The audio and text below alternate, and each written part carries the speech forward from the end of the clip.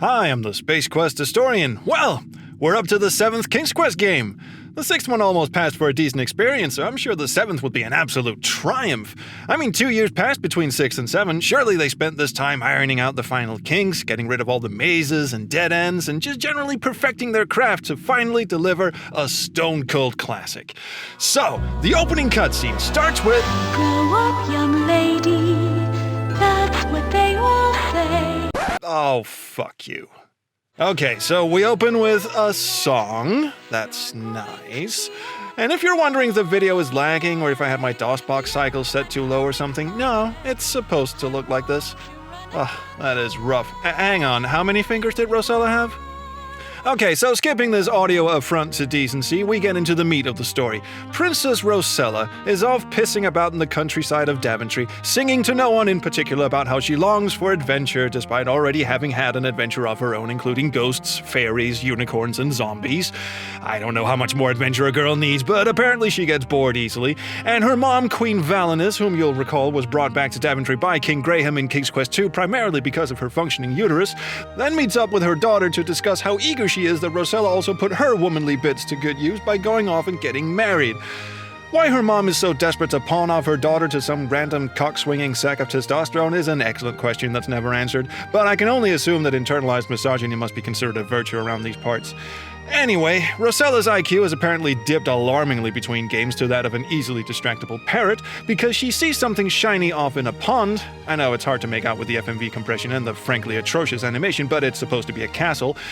And she immediately leaps into the pond because, I guess, drowning is a preferable alternative to listening to her mom prattle on about making babies. Valanice jumps in after her because, she's old enough to get married, but not old enough to go swimming on her own, and thus begins the adventure. So, here's a question for you. How drunk or hopped up on nostalgia do you have to be to enjoy playing King's Quest VII? I'm asking because I was neither, and I was really struggling with this one. I get the feeling I wasn't the only one, though. The game itself feels like it's really struggling just to keep itself together long enough to see itself to the end. The first chapter of the game, yes, there are chapters this time around, takes things rather slow, in fact, quite painfully slow, as Valanice wanders around a desert, messing with vaguely Mayan-looking statues and getting dunked on by this Bugs Bunny ripoff. It's supposed to be a jackalope, but things soon pick up the pace, and by the time you get to the 4th and 5th chapter, the game is in such a rush to get its plot out, it's almost dizzying. And it's actually one hell of a convoluted plot. Let me see if I can get this right. When Rosella jumped into the pond, she was transported to a troll kingdom by this goofy-looking fuck, Otar the Troll King, who wants to marry her, and for some reason the teleportation turned her into a troll as well. I thought we were underwater, but maybe we just went through a wormhole or something. It's never explained. Anyway, the trolls live near an active volcano. In fact, I think this orange goop is supposed to be lava, but, it could just be Fanta. But it's not actually the real Troll King. It's an imposter created by this not at all suspicious looking lady with a giant cape who goes by the not at all suspicious name Militia. Yeah, we're really making sure you know she's evil because she has an evil name and an evil laugh and an evil cape, and also she wants to blow everything up by setting off the volcano and killing everyone for no adequately explained reason other than being evil. And apparently no one in the Troll Kingdom feels like lifting a finger to do anything about it, so now Rosella has to take an elevator up to the land of Tim Burton rejects and find the real Troll King who's hidden away inside this coffin, again for reasons that aren't made very clear, if at all.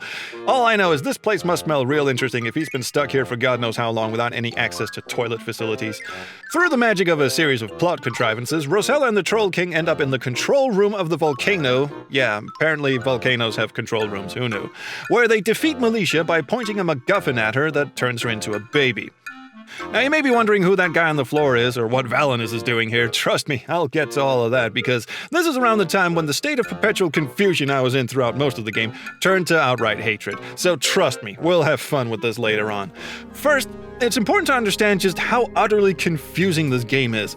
Rosella's journey is only half of the game. The other, and curiously far longer journey, is undertaken by her mom, Valanice, who spends the majority of her sections moping about her long-lost daughter, interacting with the most infuriatingly irritating bit characters ever to deface my computer screen, tickling rock monsters, and randomly cackling like an idiot.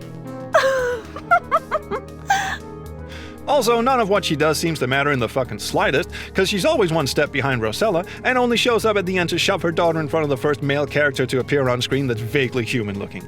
Fucking hell, priorities, Valley. Most of the time spent in this game can be boiled down to two things: listening to characters spout exposition at you at a million miles a minute, and wandering around the game world waiting for stuff to happen to you. The characters in the game love telling you what they need you to do, and it nearly always involves you to go see another character that you've never heard of before, to get an item that you've never heard of before, or another barrage of exposition about more characters you've never heard of before, so that something VOLCANO! I'll give you an example.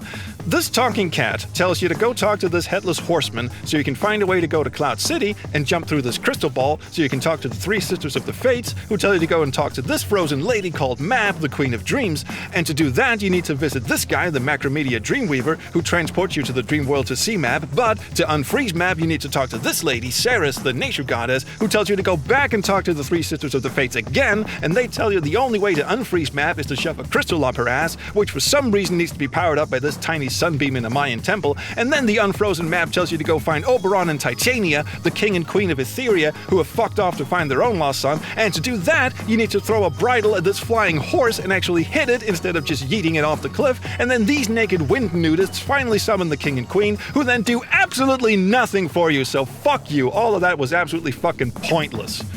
And by the way, none of these characters are properly introduced or explained. The game just expects you to have either a PhD in classical studies with a specialty in Greek mythology, or just a very high tolerance for being bossed around by a bunch of annoying talking animals and arrogant celestial douchebags. Meanwhile, Rosella is stuck inside an active volcano, somehow keeping her flesh from melting off of her bones, and claws her way through solid rock. What the fuck? This game is a hot mess, and I don't just mean from the constant threat of VOLCANO! At no point are we told why Rosella or Valanice are supposed to give the slightest sliver of a shit about this volcano blowing all of these idiots to hell. I mean, if it means everyone in this fucking town of Falderall will die a horrible burning death, then fuck, I am all for it. Because this place is just the absolute pits. You thought the Isle of Wonder in King's Quest VI was grating and annoying? Wait till you see this shit. This insufferable mutt is the mayor of the town. His name is Archduke Fifi von Yip Yap, and he made me seriously consider if animal cruelty can sometimes be justified. The same goes for this little chicken who runs around screaming the sky is falling in a voice so grating you'll want to shove a sewing needle so far into your ear canal it'll come out the other side. This peculiar penis monster is supposed to be a snake, and he sells useless medicine because he's a snake oil salesman? Oh, yeah, the puns are so plentiful and so painful, it'll make you want to stab yourself and everyone in a 3-mile radius. Here's a bull who runs a china shop. Seriously, just let the fucking volcano blow already, who gives a fuck anymore? And then, at the end, we come to learn that the fake troll king was actually this guy, Edgar, in disguise. And I know what you're thinking, it can't be the same Edgar as the guy in King's Quest IV, right? You know, the sniveling little piece of shit who told his evil fairy queen mom to force Rosella to marry him? The guy who got turned into a cast member from a late 80s teenage drama series at the end of the game, who still couldn't get over his unrequited fairy stiffy for Rosella and tried one last-ditch pathetic effort to get into her knickers by immediately falling to his knees? No, of course it can't be, because we're told that this Edgar is the son of King Droopy Nip and Queen Sideboob here, and Edgar in King's Quest IV was the son of the evil fairy queen with the stupid name, so that can't possibly... Well, you see, I was stolen as a baby by an evil fairy named Lolotte. She twisted my body and tried to twist my mind. Oh, fuck you! That is such unbelievable bullshit. You're expecting me to believe that Edgar in King's Quest IV was actually kidnapped by Lolotte and turned into a fairy, and then later he gets kidnapped by Militia and turned into a copy of the Troll King. Are Oberon and Titania just the worst parents ever? I mean, seriously, Graham and Valanice are pretty shit parents themselves. If they don't let their kids get kidnapped or wander off to zombie-infested graveyards, they'll gladly let them sail off on their own to get shipwrecked or just throw them at flesh-eating dragons. But at least they only technically lost a kid once. I nearly rage quit at the bull in the china shop pun, but I hung in there thinking that was probably the worst the game could throw at me. Boy, was I wrong. I mean, if this wasn't the ending cutscene and I had technically finished the game at this point, I swear I would have shut the game off and canceled my Patreon on the spot. This is by far the most insulting, stupid-ass, backwards retcon I've ever seen, and it's doubly infuriating because not only does it imply that Edgar once again tried to kidnap Rosella and force her to marry him, this time disguised as a troll, but by the end of the game he gives it yet another shot with the creepiest line imaginable. May I have the honor of courting you? Seriously, that rivals Alexander's "give me more than your gratitude" line from King's Quest VI as the creepiest pickup line ever. And the correct answer to that obviously would be no, you fucking dipshit, because you're the creep who tried on no less than 4 occasions through trickery, deception, and outright begging to get into my pants. So please do me the favor and go launch your incel self straight into the volcano. But no, instead, Rosella's last remaining brain cell finally gives out, and she tells him, yeah, sure, let's hook up. And that's where the game ends. What the absolute fuck? Okay, did you catch all that? If not, let me try and quickly summarize. Evil bitch wants to destroy everything with volcano for no real reason other than being evil, and Rosella of Daventry stops her because she, for some reason, gives a fuck, even though I can't see why I, or more importantly, she should. And meanwhile, Valanice is off piddling around somewhere with rainbows and half-naked gods, accomplishing a grand total of fuck all, except being able to cry on command and getting roasted by a bird. Quick, go soak your head. Your brain is overheating. It's a mockingbird. Look, I'm sure there was a good story in here somewhere. It certainly seems like there was a lot of it, at least. The game design is credited to both Roberta Williams and newcomer Lorelei Shannon, and much like Jane Jensen before her, Lorelei had previously written for other games such as Pepper's Adventures in Time and Lorabo 2, The Dagger of Amun-Ra, and she was tapped by Roberta to work on King's Quest VII with her. She reportedly gets very upset at the insinuation that she wrote and designed the whole thing while Roberta Williams just took credit for it, despite the fact that the full title of the game, according to Moby Games, is Roberta Williams's King's Quest VII. And at first I thought Lorelei was just being gallant and noble in an attempt to share the credit with Roberta, in a sense like the protege crediting their success to their mentor. But now having played the game, I get the feeling it's actually a bit of a diversionary tactic, because I do get the sense that there was a very good idea at the base of all of this. First of all, it puts the women of Daventry front and center. We don't even hear from the men this time, and that's a refreshing and very welcome change of pace. I mean, sure, Rosella already had her game to herself, where the entire cast was also dominated by women, and that was also a really refreshing and quite bold move for 1988, but we've never heard much from her mom, Valanice, other than the time she gave up her goods and was whisked away to her own wedding by a guy she just laid eyes on 5 seconds earlier, and after that, just the odd peeps and cutscenes here and there. And I'm sure the story of Rosella Alice in Wonderlanding herself away to an enchanted kingdom and finding herself way over her head was intriguing and promising when it was first being pitched, but sadly the execution falls so flat on its face it not only smacks its head, but pulverizes its entire skull, leaving behind nothing more than a face-shaped imprint on the sidewalk and a fine white powdery substance that used to be teeth and bone floating in a sticky red and yellowish pool of blood and pus. And as you play it, the sheer desperation of trying to get something cohesive out of scraps and bits is just screaming out at you with every frame that passes over the screen, which in most cases is 2, maybe 3 times a second. Because it turns out that the game I just played constitutes maybe a quarter of the game that was originally planned.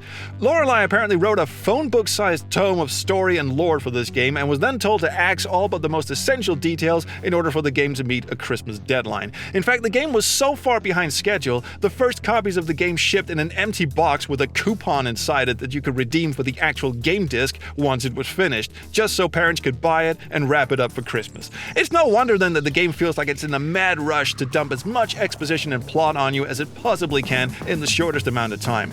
And the end result just feels like everyone involved were in way over their heads. I'm sure Lorelei did her absolute best to roll with the punches and try to make the best of an awful and stressful situation, but even she must have looked at the animation that came back from the Russian and Croatian animation studios and squinted real hard in order to convince herself that this was passable. In fact, I think there was a lot of squinting going on throughout the production. A total of 4 animation studios were involved in the production of this atrocity, one of which you may recognize as the cabal of fiercely untalented Russian animators known quite ironically as Animation Magic. Yes, these Animation Magic guys. These Animation Magic guys. And according to one of the animators at Sierra who worked on the game, the animation that came back from these studios was so bad, the in-house artists at Sierra had to spend an inordinate amount of time fixing up the animation themselves, pixel by pixel, with a mouse. No drawing tablets, a mouse. So, to sum up, the game was massively truncated, running way behind schedule, looked a hot mess, and only barely made it to the finish line, limping and panting and begging to be put out of its misery. Which, funny story, it actually did to itself. The first playable copy that shipped was so buggy and broken, you couldn't finish it because the game would just literally commit suicide before your very eyes at various points, making the game entirely unbeatable. Sierra had to rush out a patch, which, you have to remember, in those days meant shipping a fucking floppy disk in the mail to people, just so so people could finish the damn game. And even with the game patched, it's still a buggy mess. Look, this guy's mouth just detached from his face and is now flapping in the wind because the game is frozen. It's frozen because there's a persistent bug that's gone unfixed to this day, where if you keep the mouse at the bottom of the screen, to move it out of the way so it doesn't obscure all the beautiful movie quality animation on display, the game will literally freeze up every once in a while between animations unless you jiggle the mouse around a bit. Look, these two characters are just staring each other down, and here they will remain forever frozen in time until you move the mouse cursor. I'm playing this in DOSBox, but we checked. This bug is still in every version of the game, even if you play it in ScumVM. A pervasive rumor is that a lot of the content wasn't just cut for being overly ambitious, but also to keep the game confined to a single CD-ROM. Now, I don't know if that's true, but if it is, it certainly sounds like a very unnecessary additional kick in the teeth, because while everyone was killing themselves making this travesty come to life, Roberta Williams was off playing with her pet project Phantasmagoria, a bloated monstrosity of an FMV game that ended up shipping on 7 goddamn CDs. 7! Yes, Roberta Williams worked on both games simultaneously, and by worked on, I think it's pretty obvious that meant she left King's Quest VII to rot and let Lorelei take the fall, while she were off in the studio playing with the video cameras and picking out orange shirts for her lead actress. This is all pure conjecture, of course, because to this day, Lorelei Shannon insists on taking the high road and refuses to cast any shade on Roberta or talk smack about the game. In fact, you'll rarely hear her talk about it at all. And it feels really awkward for me to be talking this much shit about a game that I know must have been a super stressful experience of seemingly endless long nights and brutal compromises, only to have all that sweat, blood, and tearful exasperation come out as a laughingstock that barely makes any sense and looks like a low-budget Eastern European Saturday morning cartoon drawn entirely in MS Paint. Not to mention the fact that the puzzles frequently just amount to walking around and waiting for stuff to happen to you, or rely on you paying the closest of attention to minor details in characters' dialogue that speeds past you like a bullet train delivered by absurdly untalented voice actors, which only happens once, and you can't have subtitles on because Sierra hates deaf and foreign people, remember? They have since King's Quest V came out on CD-ROM. Look, you can switch between speech and text, but you can't have both. In King's Quest VII, you don't even get the option of text. You just get all the dialogue delivered by people who really have no business being in front of microphones. And oh sure, these days you can play the games through ScumVM and get captions and speech at the same time, but back in the day, if you didn't understand spoken English very well, or if you just had trouble hearing, you were shit out of luck. In fact, this game hates deaf people so much. There's a puzzle where you have to play this harp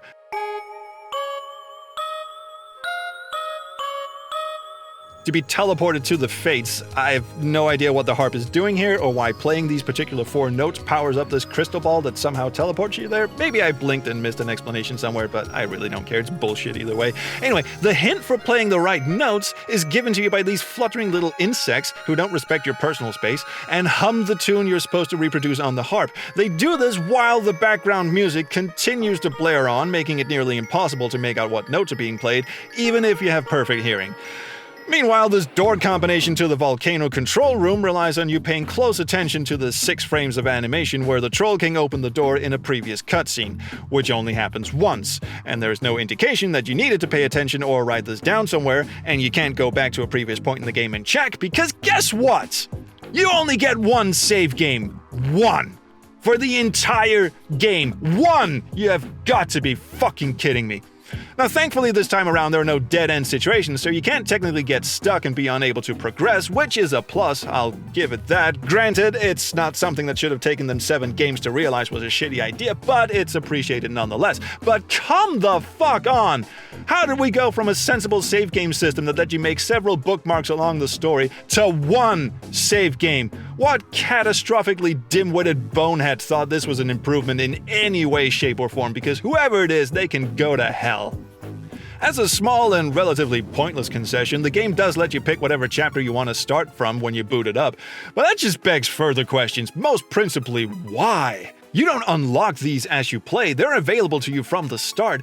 Why does the game let you skip straight to the ending the first time you boot it up? The game doesn't give you any context or recap of previous events if you do choose to skip ahead. It just thrusts you straight into an unfamiliar situation, and with the amount of warp speed exposition this game has, I can guarantee you'll find yourself more lost than a member of the royal family of Daventry in an endless desert.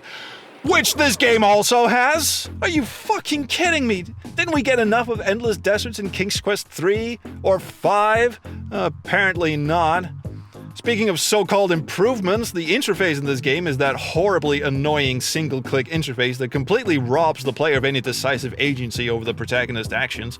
The standard Sierra icons may not have been perfect, but at least they let you decide to some degree what you wanted to do. You had walk, look, ubiquitous use, that could mean basically anything, and talk.